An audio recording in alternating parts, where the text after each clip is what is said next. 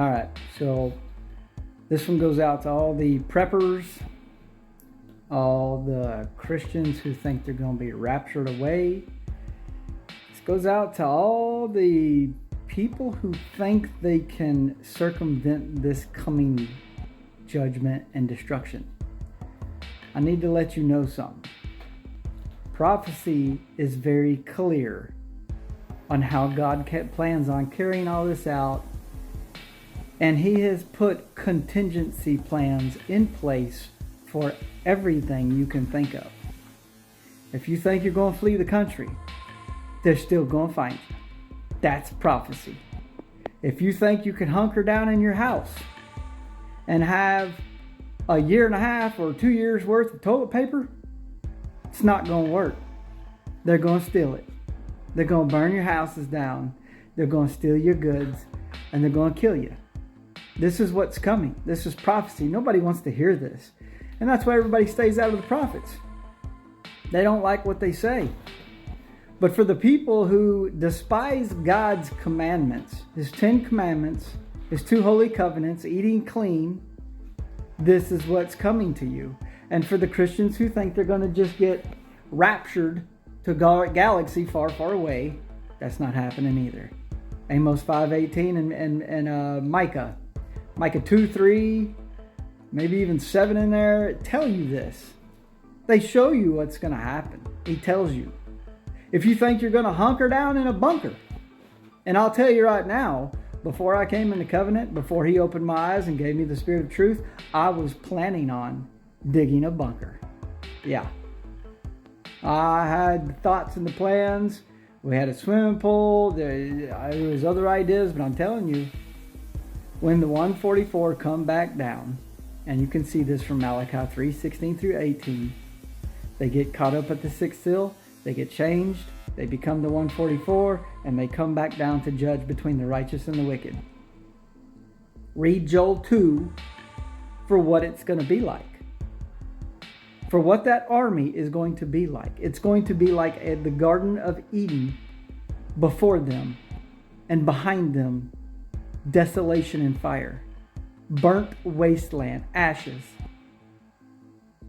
There's nothing you can do to escape this judgment that is coming. And this is not for a season. This is the end game.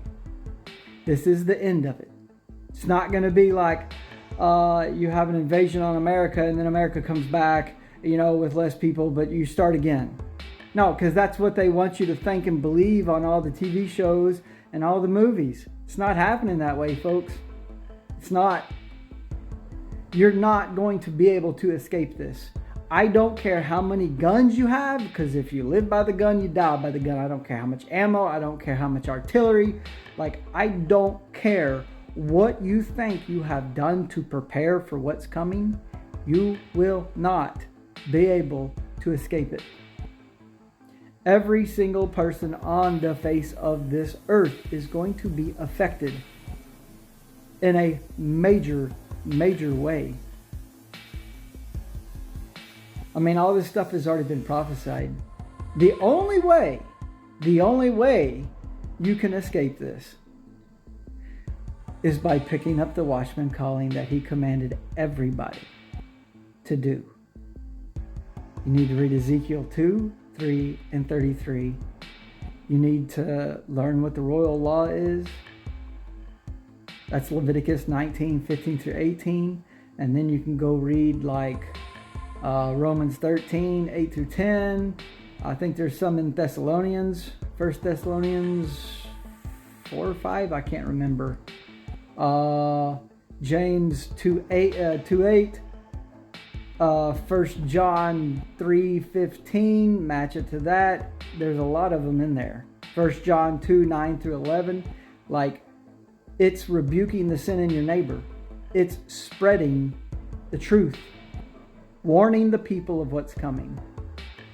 So you need to be warning people of what's coming. You need to be following the covenants of promise, the 10 commandments, eating clean. That's the only way you get a ticket to not have to suffer all the horrors that are coming. And when it comes, and all the Christians are completely dumbfounded and have no idea why they're in this, and they're calling out to God, and they're crying and begging because all these calamities are coming upon them, He's going to turn His back on y'all, and He's going to laugh and scorn and mock you. That's Proverbs 1, I think it's verse 26 or so. Micah 2 or 3 also tells you this. The pastors get it. All the churches get torn down. Like, it's going to be bad. So you can think you have a little 30-acre plot on a mountaintop with vegetables and food for years and supplies and clean water and all. It doesn't matter. It does not matter. It will all be taken. You will be slain by the sword. It's coming unless you're in covenant. Your only hope is to pick up the calling, do what He commanded us to, start warning the people, start rebuking sin, following the covenants of promise, and then hope that you're counted a part of the elect, the woman in the wilderness, because she gets protected from this for 3.5 years by the 144. She gets fed proper doctrine while she's in the wilderness. Now, that's not going to be much easier. I mean, it's going to be easy. It's going to be better, but it's still not going to be a cakewalk, because there's a remnant that gets saved, but they have to have Babylon and the ways of this world purged out of them. That's what that time period is for the woman in the wilderness. So I'm just telling you, I'm giving you a warning, man. All y'all who think you can hunker down and ride this out, it's not happening. It's not going to happen. It's going to be worse than you can even imagine. So it would be wise to actually trust and believe what the Bible says, because, I mean, are you going to trust in your own hands? Are you going to trust in your own efforts? Do you think your own efforts can circumvent God's judgment, or do you think you're not going to be part of God's judgment? Those are going to be the most fooled ones. And a lot of those are going to actually side with the Antichrist.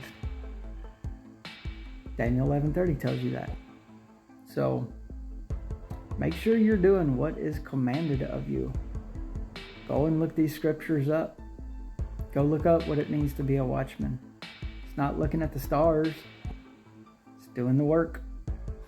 So if you haven't, you still have a little bit of time left, but when that sixth seal breaks, that's it. You're done. And your salvation is only going to be coming by your own hand. As in, you're only responsible for you. What you do now can save your family. It could save your relatives. Just even if they don't believe, there is like if you have wayward children in your family, but you're doing the work, the promise to the servants is that He will save your family. So what we do now could be saving thousands and thousands of people we don't even know about. But when that sixth seal breaks, you're only going to be responsible for you. And that's it. So doesn't matter what anybody else does. You're only responsible for your salvation. So take heed to this. Start obeying.